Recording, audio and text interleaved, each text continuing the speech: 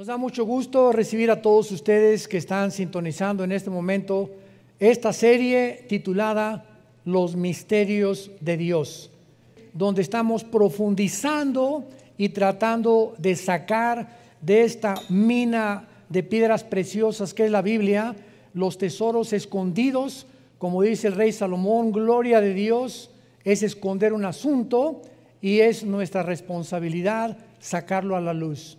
Así que Dios encripta, esconde tesoros, revelaciones en lenguaje metafórico, simbólico, para que nosotros tengamos la diligencia, la perseverancia de estar escudriñando, profundizando y no leyendo ya superficialmente las Escrituras. Y cuando de veras nos abocamos a una investigación profunda de la palabra de Dios, no, como dicen los jóvenes, no nos las vamos a acabar, nos vamos a sorprender, vamos a darle gracias a Dios, porque cada día un cristiano siempre tiene que decir: Dios mío, hoy me sorprendiste con esta cosa que ahora entiendo en la Biblia. Y si ya pasó una semana, 2 semanas que no te ha sorprendido con alguna iluminación que Dios te haya dado en tus devocionales de la Biblia, pues la sigues leyendo superficialmente. Vamos a ver ahora el misterio de la serpiente y de Jerusalén. Tal vez no terminemos y la próxima continuaremos, pero es importantísimo lo que vamos nosotros a descubrir. Abran sus Biblias en el capítulo 3 del libro del Génesis. Y antes de entrar en materia, recordemos que otra vez enfatizo, Dios ha encriptado. Dios ha escondido a través de símbolos, de metáforas y de números. Porque hay un lenguaje de Dios en la numerología de la Biblia que se llama gematría, con G de gárgara. Gematría es la rama de la teología que estudia la numerología bíblica. Y como de las 22 consonantes, porque el alfabeto hebreo tiene puras consonantes, no tiene vocales. De estas 22 consonantes que se forman el alfabeto hebreo, cada una de las vocales tiene un número. Es un ejemplo nada más que les voy a dar ahorita. Por ejemplo, la palabra embarazo en el hebreo tiene 2, 7, 5. Son 3 letras que forman la palabra embarazo en el hebreo. Y son los 275 días del embarazo de una mujer. Increíble. Esto no lo pudieron haber hecho los hombres. Y vemos que todo eso está encriptado. ¿Cómo es posible que exactamente estas palabras estén relacionadas con los 9 meses que tiene una mujer de embarazo? Entonces, esto es solamente un botón de muestra, como decimos. Génesis capítulo 1. En el principio Dios creó los cielos y la tierra. Bereshit ha Elohim asamayin aeretz. Son 7 en el hebreo, son 7 palabras, y la del medio es un menorá. 3 a la izquierda y 3 a la izquierda, y en medio el 7, que es Jesús. Porque 3 a la derecha y 3 a la izquierda del menorá es el número del hombre. Fuimos creados en el sexto día. Y cuando Jesús entra en nuestra vida, pasamos de la mundanalidad a la espiritualidad con Jesús. ¿Qué es lo que significa el menorá? Y es el símbolo de vida nueva para el mundo. Es un menorá, vida nueva para el mundo. Ustedes entienden por qué lo tenemos como símbolo también. Muy bien, estos solamente son botoncitos de muestra. para que de veras se agarren y digan: ah, caray, este está sabroso, ¿verdad? Qué rico está el postre. Muy bien, de la misma manera que esto es claro en el Antiguo y el Nuevo Testamento, en el Nuevo Testamento llega Jesucristo y comienza a hablar en parábolas. ¿Qué son las parábolas? Son comparaciones de cosas terrenales con espirituales o viceversa. Entonces Jesús comienza su ministerio. El sembrador, Mateo 13, salió a sembrar y una semilla cayó junto al camino, otra en espinas, otra en rocas y la cuarta dio fruto. Y la gente que lo escuchaba, ¿qué fue lo que escuchó? La tierra, semilla, un sembrador, espinas y piedras. Y no encontraron más que, qué bonito cuento. Y entonces agarró a los discípulos, después de que la gente no entendía, los llamó aparte y les dijo: a ustedes, los que me siguen, les es dado de conocer los misterios de Dios. Y entonces, aparte a ello, les explica: el sembrador es el que siembra la palabra de Dios, la semilla es la Biblia.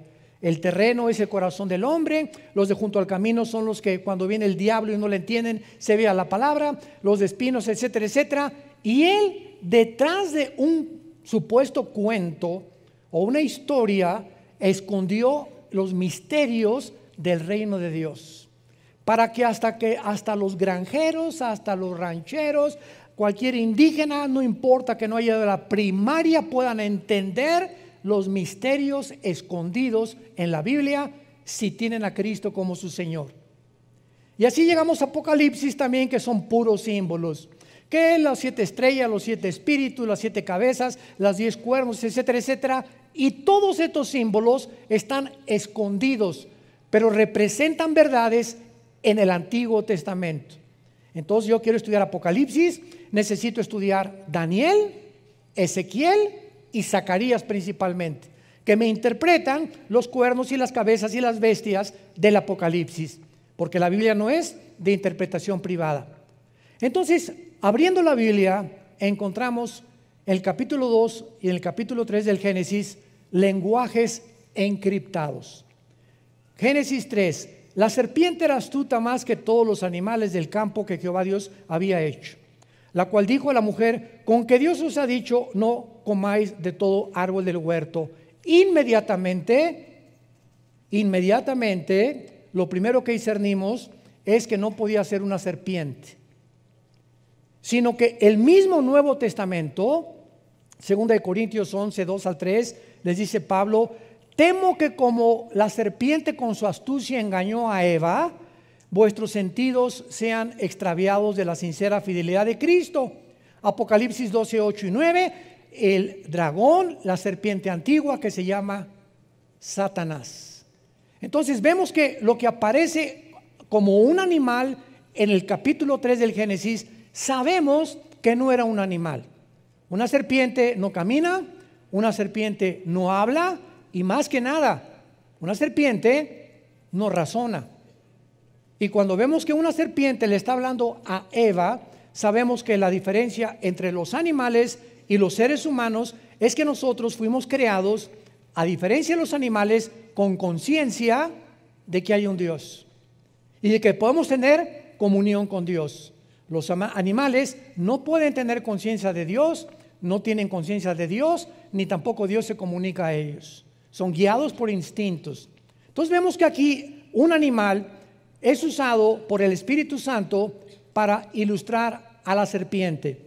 Y más adelante, cuando viene el juicio de Adán y Eva, le dice inmediatamente a la serpiente: vas a arrastrarte por tu pecho. O sea, una serpiente no necesita las piernas y los brazos que tenemos nosotros, ni las patas de los animales, porque su sistema muscular en el vientre hace que puedan caminar y enrollarse y transportarse.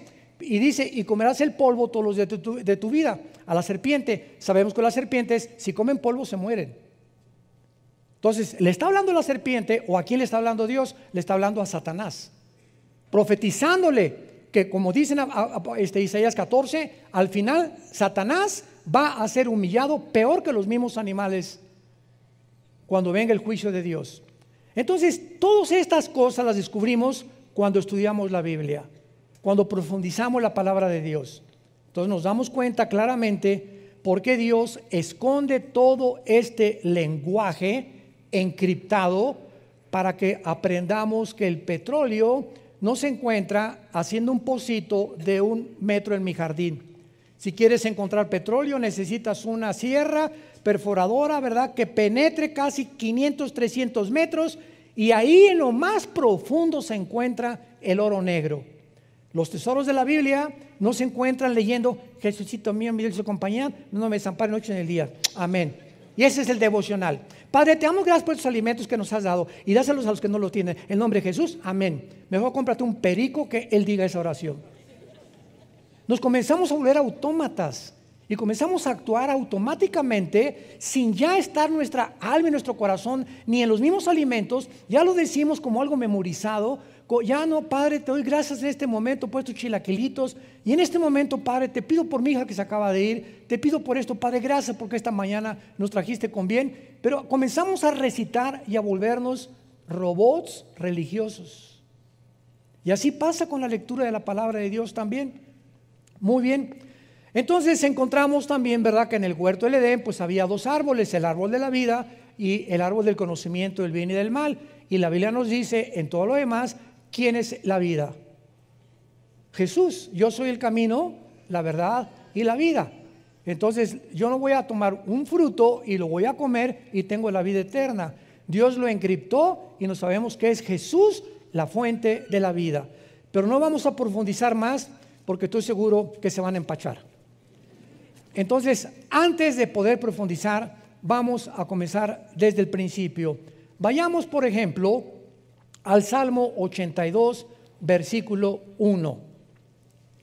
La historia del huerto del Edén es una de las historias más famosas.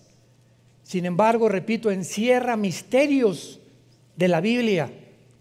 ¿Qué fue lo que realmente sucedió en el huerto del Edén? ¿Era la serpiente realmente un reptil que caminaba y hablaba y razonaba? ¿Y los árboles eran simbólicos o eran literales? ¿El fruto que comió Adán y Eva era literal o era simbólico? Y además nos revela la Biblia dónde se encontraba geográficamente el huerto del Edén, porque lo único que sabemos es que salía del Edén 4 ríos, de los cuales uno es desconocido, que tal vez fue erosionado o borrado después del diluvio, que posiblemente haya sido el río Nilo, que es posible. Pero sabemos que salían estos ríos y que estos ríos actualmente descienden por Irak, que es el río Tigris y el Éufrates. El Tigris nace en Turquía y recorre casi todo el Medio Oriente y desemboca en el Golfo Pérsico. Entonces nos damos cuenta que como se encuentra ahorita, si agarro un mapa ahorita y pongo a Israel, y pongo a Jordania, y pongo a Irak, y pongo a Irán, y pongo a Líbano, estas naciones que nosotros vemos geográficamente divididas por fronteras, fueron divididas después de 1920. Antes de 1920, la división geográfica que tiene el Medio Oriente ahorita no existía. Y antiguamente Irak y Siria eran la misma nación. Se le llamaba la nación Asiria y por eso se llama la Mesopotamia. Esto es muy importante. Llega 1922, los ingleses derrocan al imperio turco, al imperio otomano, que tenían el control del Medio Oriente. Los ingleses toman el control del Medio Oriente, viene la declaración Balfour de los ingleses, proporcionándoles a los judíos el derecho de regresar a la tierra, pero pasaron cientos de cosas que impidieron que regresaran, y entonces viene la Segunda Guerra Mundial. Hitler mata a 6 millones, y ante este espectáculo, ¿verdad?, nos damos cuenta que comienza el Medio Oriente a ser dividido, y todas las naciones que forman ahorita el Medio Oriente, de 1925 a 1950, 48, 50, fueron divididas por las Naciones Unidas. Entonces, cuando hablamos nosotros del jardín del Edén, que se encuentra cerca del Tigris y el Éufrates, se encontrará en Irak, pegadito con la frontera con Israel, o se encontrará en la ciudad de Jerusalén. ¿Qué nos dice la Biblia dónde se encontraba el jardín del Edén? Porque en el jardín del Edén, escúchenme, fue el primer lugar donde Dios se comunica con el ser humano. El primer lugar geográfico donde Dios se comunica con el ser humano. Después se rompe la comunión del ser humano con Dios, ¿y qué hace Dios? Dice en Éxodo 25, versículo 8, que Dios les ordena construir el tabernáculo. ¿Para qué? Para que esta comunión que se había roto en el jardín del Edén continuara a través del tabernáculo en el lugar santísimo, donde Dios escogió para morar mientras peregrinaban en el desierto. Después desaparece el tabernáculo y entonces viene el templo de Salomón, que fue el que destruyó antes de Herodes. Herodes lo vuelve a reconstruir otra vez, pero Dios siempre está buscando la manera de tener comunión con nosotros. Y si Dios comenzó en Jerusalén, que posiblemente, vamos a verlo, que Jerusalén tenía el huerto de Getsemaní, lo más seguro que el jardín del Edén se encontraba en el huerto de Getsemaní. Era el lugar donde Dios se encontró con su Hijo y donde fue crucificado, donde comenzó la humanidad y la comunión con Dios. Dios regresará otra vez al mismo lugar a habitar en medio de nosotros. Por lo que podemos asegurar y adelantarnos que es posible, pero tenemos que demostrarlo bíblicamente, porque no es de interpretación privada, que posiblemente el huerto del Edén se encontraba en la ciudad de Jerusalén. Pero antes, más sorpresas. ¿Ya se abrocharon el cinturón? Bueno, Salmo 81. Vamos a ir con calma porque si no, como dije, decía mi abuelita, te empachaste. ¿Qué es el empacho, verdad? Cuando comemos demasiado y la digestión no se hace posible. ¿Y qué pasa cuando de repente una verdad nos es revelada por el Espíritu Santo y yo no estoy preparado desde antes a comenzar en una orquesta, una sinfónica, hay la obertura? Viene lo del medio y viene un clímax, tan al final, la novena sinfonía de Beethoven o la 10ª sinfonía de Beethoven, y viene el clímax. Imagínense que el director comenzara con el ¡pum! Con el clímax, no, ¿verdad? Sino que comienza la sinfónica, tararán, tararán, tararán, tararán, y nos va llevando los que aman la música clásica, y siempre en las oberturas y las sinfónicas hay un clímax, los músicos lo saben. Y así nos lleva Dios. No nos lleva Dios y nos dice a un niño de 3 años, ¿cuánto es la raíz cuadrada de 27? Y el niño, ¿perdón? Apenas sabe multiplicar y dividir. Entonces, así es la Biblia. Cuando hablamos de muchas cosas demasiado profundas, que ya estamos grandecitos para aprenderlas, es cuando comenzamos a girar, y si no explicamos desde la A, la B, la C y la D, se empachan. No hay una palabra teológica para esto, más que se marean o les cayó mal o no han digerido espiritualmente lo que la Biblia dice. Romanos 82, Salmo 82. Dios está en la reunión, no oigo. No oigo. No tengan temor, dicen, no le saque. ¿Está en la reunión de qué? ¿Nunca te has preguntado eso? ¿Cuáles dioses? ¿Qué acaso Jehová, Dios, Deuteronomio 6, del 8 al 10, Shema Yisrael, Adonai Eloheinu, Adonai Echad, oye Israel, el Señor Dios, Jehová tu Dios, uno es? ¿Qué no es uno Dios? ¿Quiénes son estos dioses que continuamente habla la Biblia? ¿Y cómo es posible que diga que Dios, porque apúntalo, la palabra Dios es Eloah,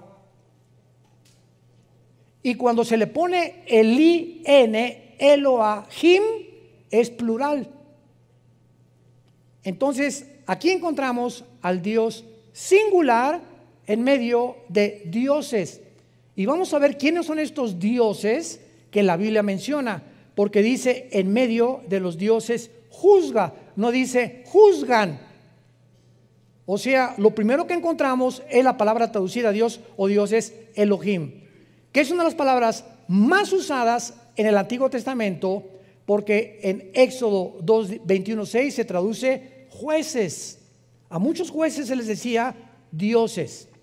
Dioses paganos, Éxodo 18:11.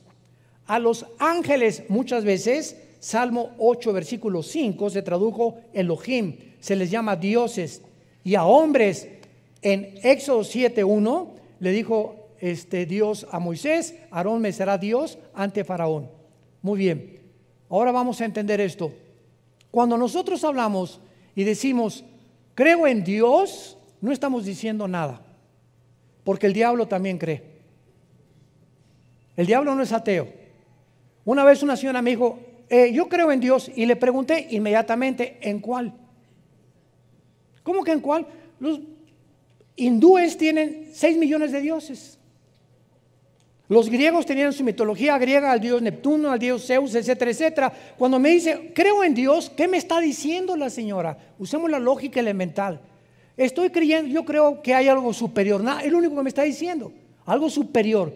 Ok, hay muchas cosas superiores que se les llaman dioses. En la Biblia, a los ángeles, a muchos demonios se les llaman dioses. A todas las criaturas divinas Debajo de Dios se les llama dioses. Y hay personas que se les llamaron Elohim también en el Antiguo Testamento. Ahora bien, este término Elohim se aplica también a los ángeles caídos, como a los ángeles obedientes. Y cuando Satanás tienta a Eva, ¿se acuerdan qué le dijo? Serán, pero está en plural. No dice serán como Dios. Ahí apúntalo, es Elohim. Serán como los dioses. O sea, Satanás dice, hay un mundo, una dimensión invisible en el universo de criaturas que Dios ha creado debajo de él, pero que están bajo el gobierno de Dios. Y todas esas criaturas se llaman dioses porque gobiernan o tienen autoridad espiritual. Entonces, lo que le estaba diciendo la serpiente o Satanás a Eva es: tú puedes tener un conocimiento de el que tenemos nosotros allá arriba en el cielo. Y cuando Adán y Eva supuestamente se comen el fruto prohibido, más adelante dice Dios en el capítulo 3, tratemos de impedir que regresen al huerto del Edén, porque si comen del huerto del Edén en estado caído, van a vivir eternamente. Entonces, cuando Dios los saca del huerto del Edén, hace en su misericordia, porque no podían vivir en pecado eternamente. Entonces fue una misericordia de Dios lo que hizo. Pero Dios hace una cosa tremenda en Génesis 3. Serán como nosotros, sabiendo el bien y el mal. Si ellos comen otra vez, serán como nosotros, sabiendo el bien y el mal. Fue una parte de la verdad que Satanás le dijo a Eva, mezclada con la mentira. Muy bien. Veamos en Deuteronomio capítulo 32, que cuando sacrificaron los mismos judíos que Dios les había prohibido, todas las estatuas y todos los ídolos que todas las culturas a través de la historia han levantado, se les llama dioses. El dios Tlaloc, tu padrino. El dios de los vientos, el dios Zeus. Al diablo se le conoce como un dios también. Entonces, cuando decimos Dios, ¿qué queramos decir? Un ser superior nada más. Entonces, cuando yo digo creo en Dios, no digo nada. Creo en Dios, el Padre de Jesucristo, mi Señor y Salvador. Ya estamos aterrizando. Es el único Dios vivo y verdadero. Los demás no tienen el poder que tiene el único Dios. Y su nombre no es Dios, es Yahweh, que es yo soy el que soy. Ese es el nombre de Dios. No es Pancho, no es Miguel, no es Dios. Él es el Dios y Padre de Jesucristo, o el Padre de Abraham, de Isaac y de Jacob. Así aterrizamos y nos ponemos exactamente en la atmósfera adecuada para poder realmente entender la Biblia y a quién le estamos orando. Porque hay mucha gente que ora, dice a Dios y le están orando al mismo diablo y a los mismos demonios. Lo vamos a comprobar. Deuteronomio 32, versículo 17. Dice Moisés, sacrificaron a los demonios y no a Dios. A dioses, o sea, a los demonios, se le está llamando dioses. A dioses que no habían conocido, a nuevos dioses, otra vez ponle ahí, es Elohim, venidos de cerca, que no habían temido nuestros padres. ¿Ya van avanzando? Ya van descubriendo que esa palabra Elohim no habla más que en plural de dioses, y Dios singular Eloah. Cuando es el in aumenta el plural en el hebreo. Entonces nos damos cuenta que cuando muchas personas se hincan delante de una estatua, de una virgen o de un santo, o si, esta, nuestra hija Natalia, que acaba de casarse, se fueron a Bali de luna de miel. Me dice, papá, es el lugar más barato de México, de más que la Riviera Maya. En Bali, $100 diario con todo incluido en los hoteles, no te imaginas, pero está a casa allá donde nace el aire. Yo le digo a mí, no, que me inviten, me aviento 18 horas en el avión y ¿para qué fui, verdad? Bueno, se fueron para allá y me decía, papá, no te imaginas la cantidad de templos que había por todos lados. Y diferentes estatuas, diferentes ídolos y las, ¿cómo se llama? Las que ponen arriba de las iglesias también. Y bueno, por todos lados, todos estos ídolos y todo Tlaloc y a todo lo que el mundo le llama dioses o implica algo con lo sobrenatural, son demonios. Detrás de esas construcciones, que de alguna forma magnética atraen a esas personas a que los adoren. Entonces, al estarte inclinando detrás de una estatua, sin que tú lo sepas por tu ignorancia, estás adorando dioses espirituales, paganos, que la Biblia le llama demonios. Cuando la mujer samaritana se enfrentó con Cristo, ¿se acuerdan Juan 4? ¿Qué le dijo a la mujer samaritana? A ver, bueno, soy adúltera, parrandera y jugadora.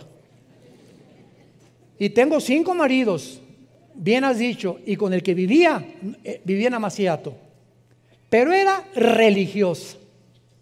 Y a las 12 del día fue a sacar el agua porque las mujeres prostitutas no podían ir a la hora en que las mujeres decentes recogían el agua a las 8 a 10 de la mañana. Por eso se le encontró a las 12 del día. Y Cristo sabía y tenía una cita, Cristo, para encontrarse con esta mujer exactamente en esa hora, donde las peores mujeres iban a recoger el agua, porque Él venía por las pecadoras, no venía por las que se creían sanas. Y la mujer le dijo samaritana a Jesús, es que mis padres adoraron en ese monte, y ustedes los judíos dicen que en Jerusalén. Era samaritana ella, peleados con los judíos. Y Cristo, que le contesta, mujer, la hora viene cuando ni acá, ni allá, ni allá, ni en ese templo, ni en esa iglesia, ni acá, ni musulmanes, ni hindúes, en ningún lado se encuentra la adoración, porque mi Padre es espíritu, y los que le adoran en espíritu y en verdad es necesario que le adoren. Pero Jesús, antes de esta explicación, le dice, créeme a mí. ¿Cómo podemos encontrar cuál es la verdadera religión? No hay ninguna verdadera religión. Créele a Jesús.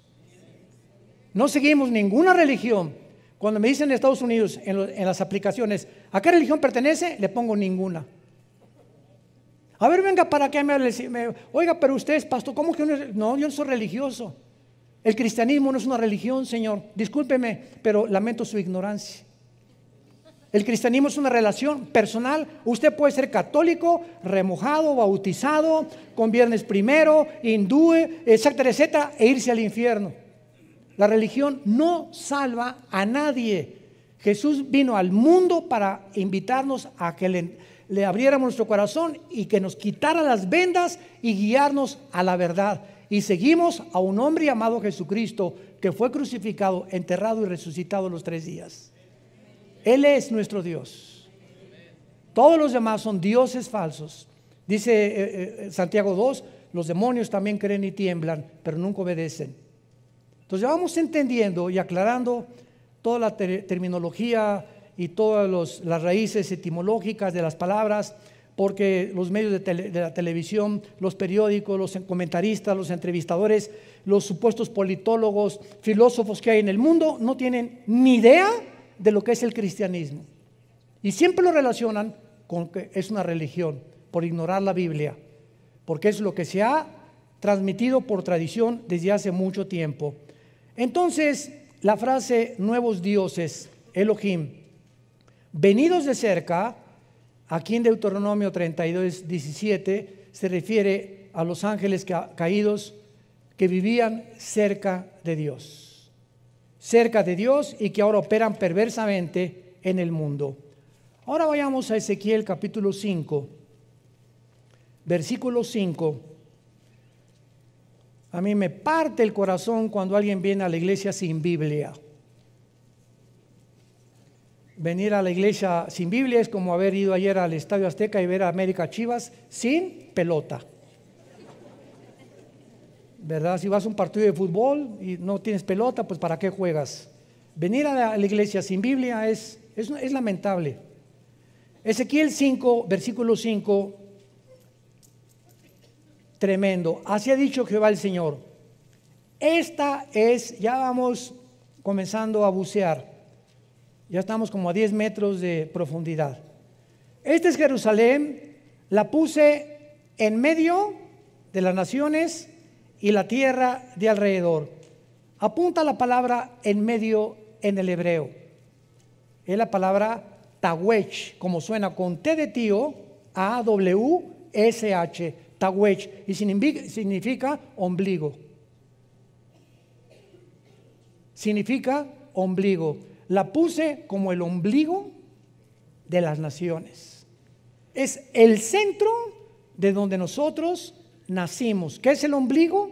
La parte física de mi anatomía que tenemos aquí, el agujerito que tenemos aquí, y con el cual estábamos conectados en la antigua vida, cuando estábamos en el líquido simniótico, ¿verdad?, de mamá. Ahí era lo único que nos conectaba. Y cuando nacemos a esta dimensión y salimos de la dimensión de la matriz de la mamá al mundo, lo primero que hacen es que cortar el cordón umbilical, que ya nos separa de la antigua vida a la nueva vida. Y cuando Dios le llama a Jerusalén el ombligo, está diciendo que desde ahí nació la ley, de ahí Dios vino a morir, ahí fue crucificado, ahí estuvo en el huerto del Edén, ahí fue donde el monte Moría. Abraham iba a sacrificar a Isaac. Ahí estuvo el templo de Jerusalén, el templo que está ahorita debajo de la cúpula de la mezquita de Omar. Es el centro de todo, y ahí en Jerusalén comienza la tercera guerra mundial, y en Jerusalén Dios bajará de su tercer cielo a poner su trono en la tierra en Jerusalén. Es el lugar más santo que existe en toda la historia del ser humano. La ciudad más perseguida, más odiada, la más controvertida de todas las cosas,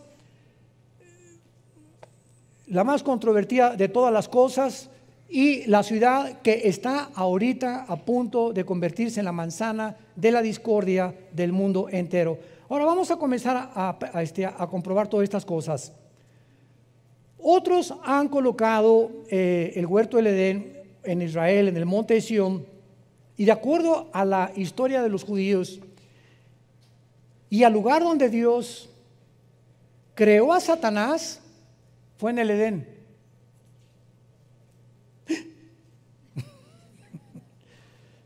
Ezequiel 28, denles una vuelta ahí nada más a las páginas, vayamos al capítulo 28 de Ezequiel.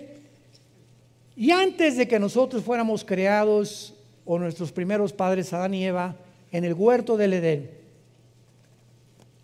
ese lugar geográfico fue el lugar de la creación de la criatura espiritual más sabia, poderosa, magnífica, bella, inteligente, que se llamaba Lucifer.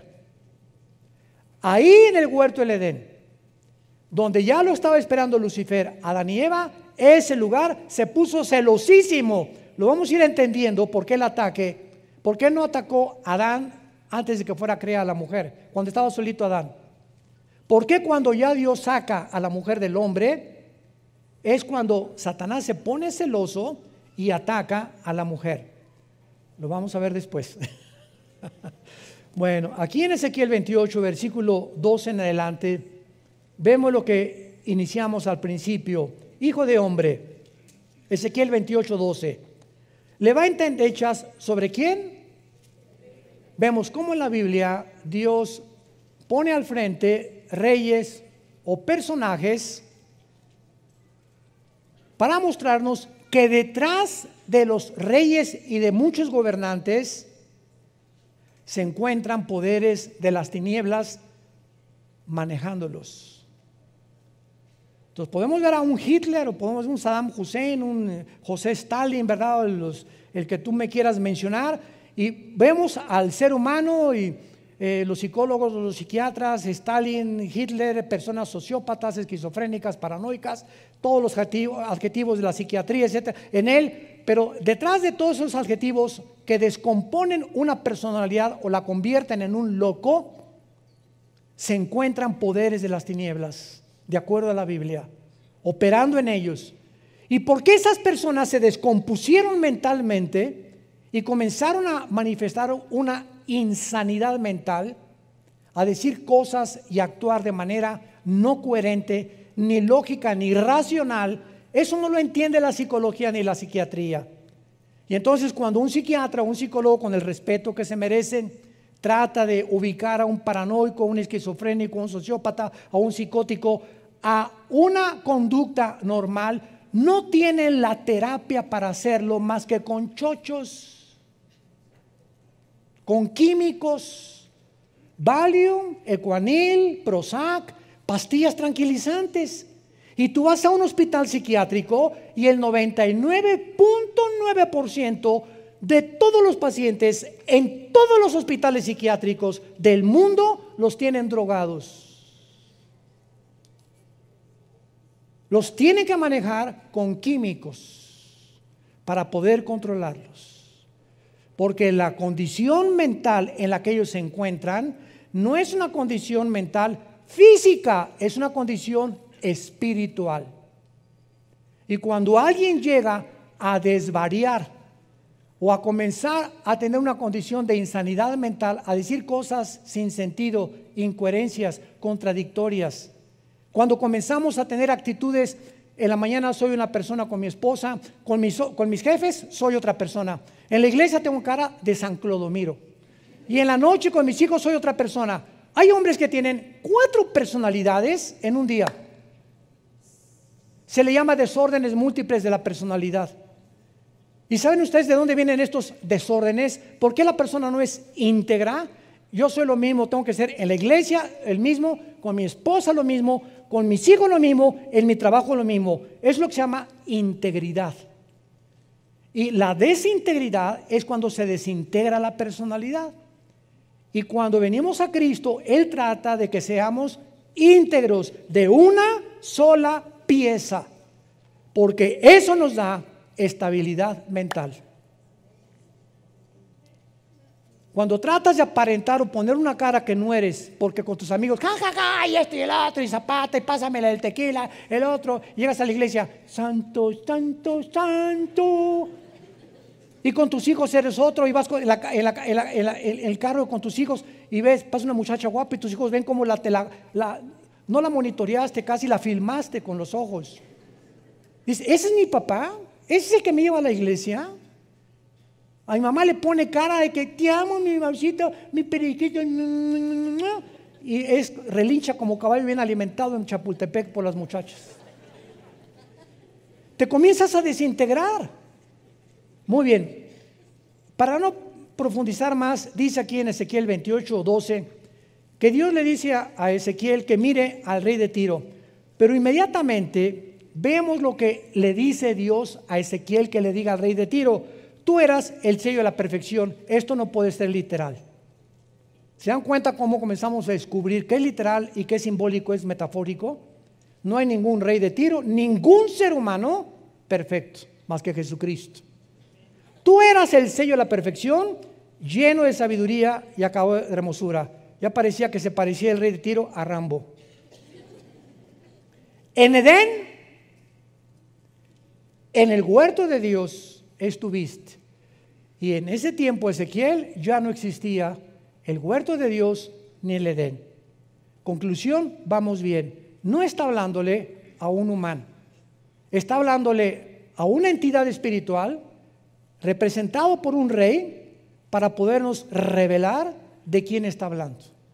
Ahora acuérdense de una cosa: el huerto del Edén, Dios no creó, síganme con mucho cuidado, a Adán en el huerto del Edén.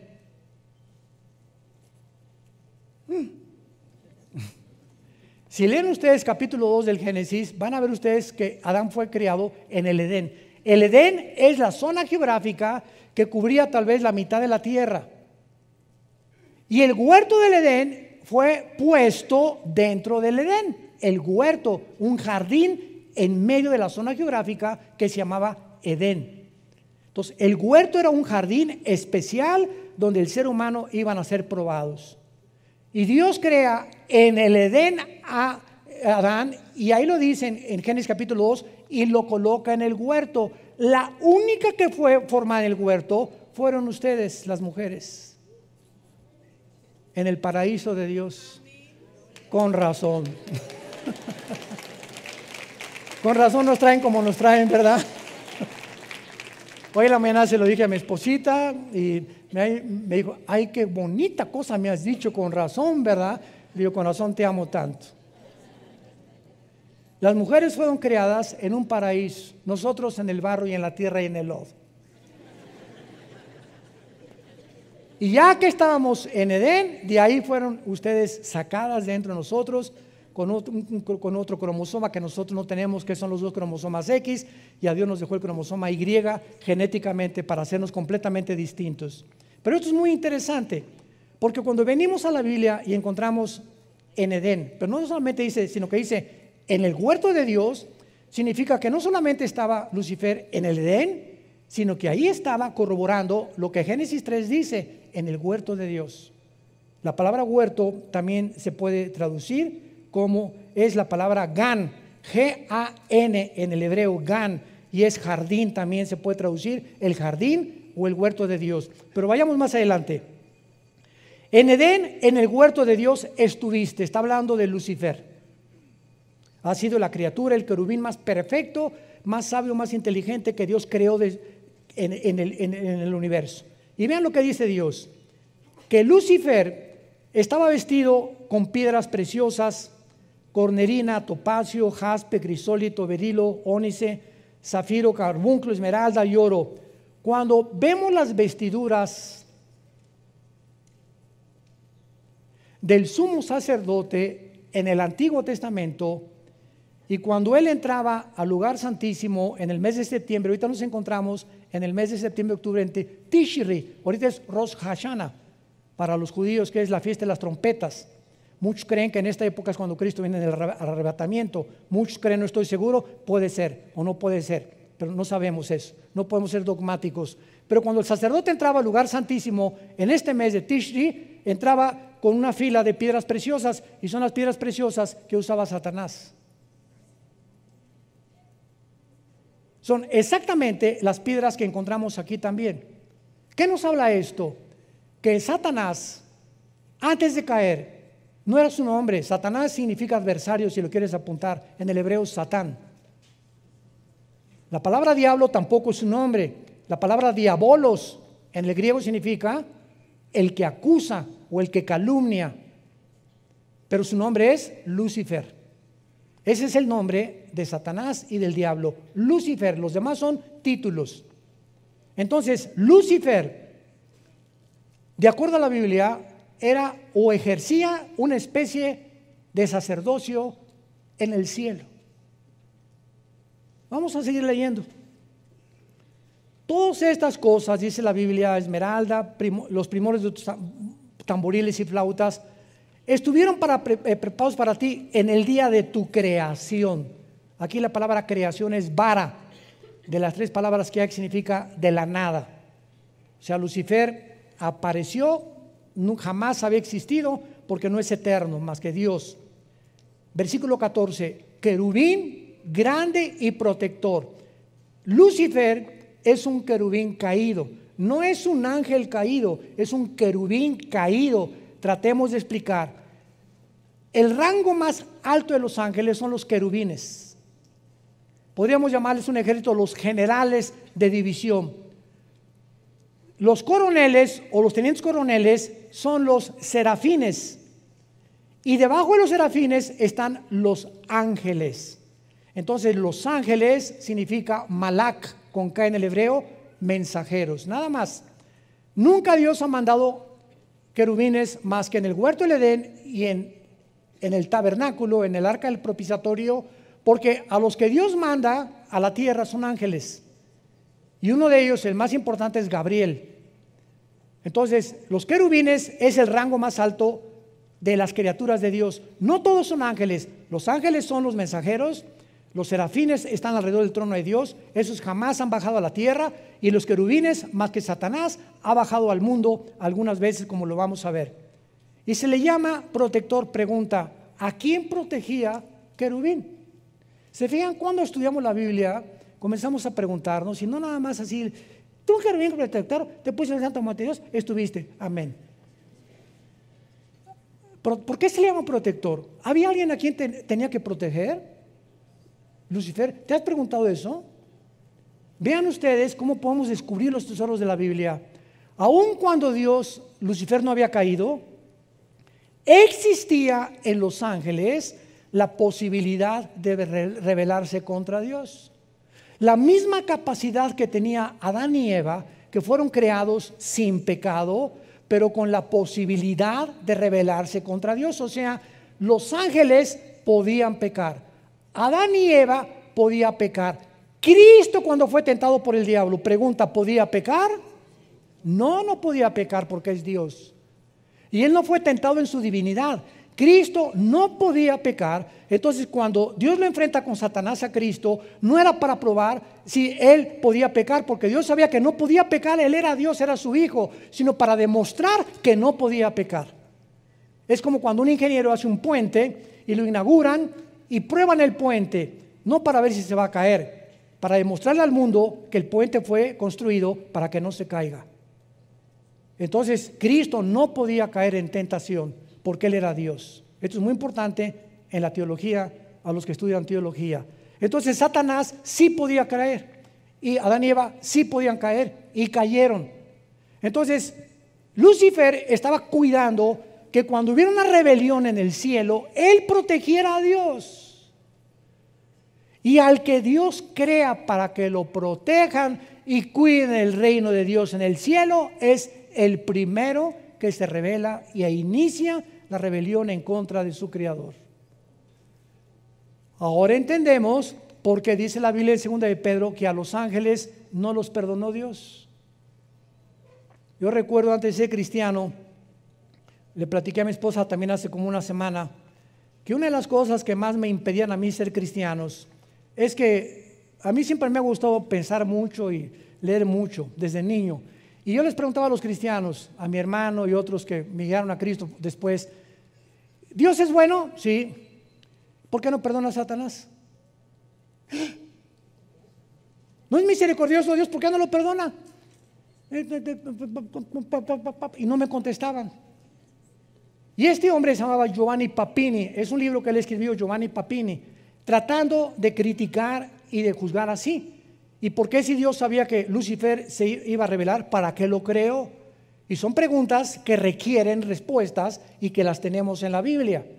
Entonces, cuando Dios crea a los ángeles, no crea a una entidad espiritual o entidades robots. Tenían que tener la capacidad de elegir libremente. Y como ellos fueron creados cerca de Dios y vieron a Dios, a los que mucho se les da, mucho se les pide. Por haber vivido tan cerca de Dios, no los perdonó Dios. Los seres humanos, los cristianos, nunca, dice 1 de Pedro, hemos visto a Dios. Confiamos y creemos en aquel a quien hemos visto. Vivimos por fe. ¿Qué es la fe? La certeza de lo que se espera, la convicción de lo que no se ve. Si lo veo, ya no es fe. Si yo veo un paciente que se levanta en la silla de ruedas, voy a creer. No es cierto, porque la fe no es por la vista, la fe es por el oído. Romanos 10:17. Y entendemos por qué no perdonó Dios a los ángeles. Y cuando venga el infierno y el lago de fuego, ya no va a haber tampoco misericordia en el juicio final para los seres humanos, que Dios les brindó la oportunidad, como te la brinda en esta tarde, de venir a una cruz y que escojas la vida en lugar de la maldición, simplemente porque te encarcelaste en tu orgullo, en tus pecados, en tu dureza de tu corazón, y por ello serás responsable de las consecuencias de tus acciones y tus palabras en el día del juicio. Tú, querubín grande y protector, te puse en el santo monte de Dios. El santo monte de Dios es Jerusalén. Los rabinos judíos le llaman el monte del templo, porque Jerusalén está construida en una montaña. Cuando vayamos a Jerusalén el año que entra, vamos a ver todo eso geográficamente, con PowerPoint y todo. Va a ser un viaje maravilloso en junio del año pasado. Inscríbanse los que puedan ya desde ahorita. Va a ser un viaje, a lo mejor será el último que hagamos, no lo sabemos, ¿verdad? Pero es increíble cuando llegas a Jerusalén y aterrizas ahí en Tel Aviv, te bajas del avión, inmediatamente hay una atmósfera que no está ni en la Riviera Maya, ni en Acapulco, ni en Puerto Vallarta, ni en Bali, ni en Hawái, ni en ningún lado. Es una atmósfera que comienzas a sentir que estás en un lugar verdaderamente santo. Y aunque hay una religiosidad impresionante en Jerusalén, nos damos cuenta ahí cuando caminamos por la vía dolorosa donde Cristo cargó la cruz, cuando llegamos al monte, donde fue enterrado Jesús, y al huerto de Getsemaní y todas esas cosas, sientes inmediatamente, de veras lloras. Hay una sensación en el aire que te hace llorar porque estamos conectados con Dios. Y toda la demás gente que llega y todas las demás religiones como si nada, como si fueran a Cancún, a Acapulco o a Tasco o a San Miguel Allende. Pero cuando eres hijo de Dios y estamos conectados con la dimensión espiritual de Dios, todo nos afecta porque sentimos inmediatamente que Dios nos está hablando en cada lugar donde vayamos a ir. Lo más importante de esto, para terminar, dice aquí en Ezequiel 28, y lo vamos a dejar de tarea para la próxima clase. Dice en el versículo 17, el pecado de Lucifer: se enalteció tu corazón a causa de tu hermosura, corrompiste tu sabiduría a causa de tu esplendor, te arrojaré por tierra, delante de los reyes te pondré para que miren en ti. Por favor, pongan atención, versículo 18, con la multitud de tus maldades y con la iniquidad de tus contrataciones. La palabra reculá en el hebreo, que se tradujo contrataciones, es comercio o tráfico. Aguántense. Traficaste, profanaste, y esta palabra chalal, C-H-A-L-A-L, chalal, significa violar. Y se usa en el Antiguo Testamento sexualmente. Traficaste y violaste. ¿Qué violó Satanás ahí arriba, Lucifer? ¿Con quién traficó? ¿Es posible que haya un tipo de reproducción de los ángeles? ¿Por qué dice en Génesis capítulo 3:15, tu semilla? Le está hablando a Satanás, tu esperma, la palabra ser en el hebreo es esperma, tu semilla estará en enemistado contra la semilla de la mujer. Y nace Caín, y Caín no aparece en la genealogía de Lucas ni de Mateo como hijo de Adán. Desaparece el mapa Caín. ¿Habrá sido realmente, como dice 1 Juan 3, era hijo del maligno, Caín? De alguna manera traía la semilla de él. Y nuestra naturaleza que heredamos pecaminosa, ¿de dónde vino? Porque se transmite genéticamente por la sangre del pecado. Cuando nace un niño, no le dice Dios, ahora póngale pecado. No, los padres transmiten a sus hijos. Los 23 cromosomas míos y los de mi esposa forman el cigote, 46 cromosomas, y ahí está el ser humano completito y bien pecadorcito.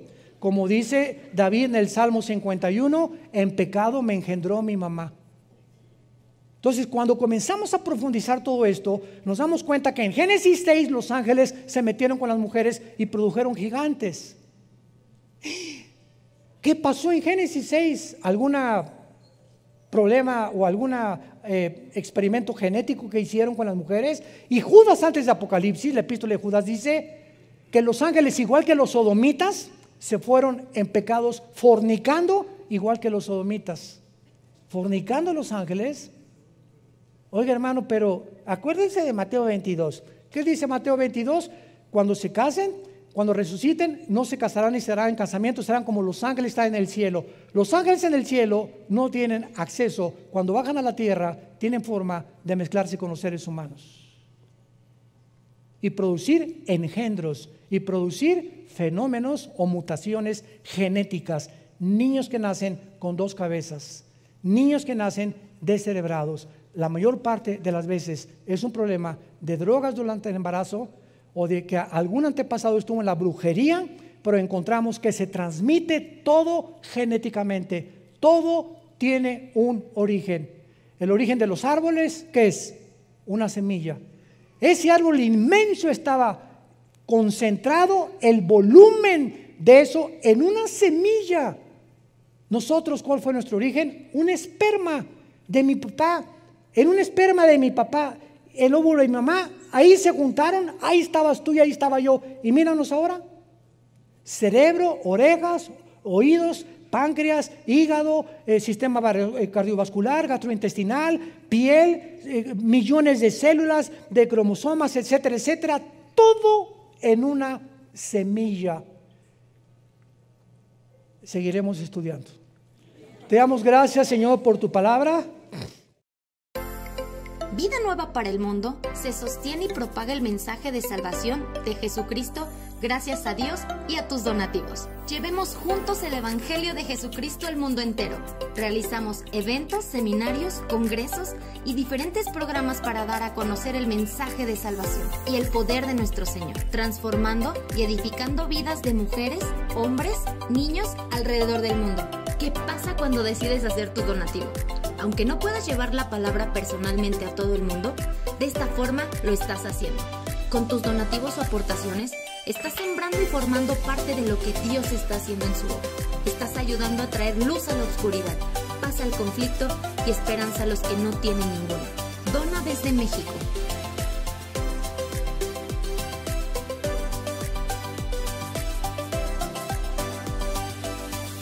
Dona desde Estados Unidos.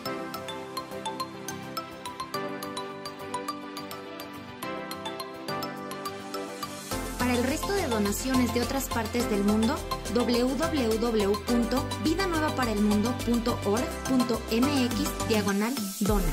Estamos cumpliendo la gran comisión. Por tanto, vayan y hagan discípulos a todas las naciones, bautizándolos en el nombre del Padre, del Hijo y del Espíritu Santo, enseñándoles que guarden todas las cosas que les he mandado. Y he aquí que yo estoy con ustedes todos los días hasta el fin del mundo.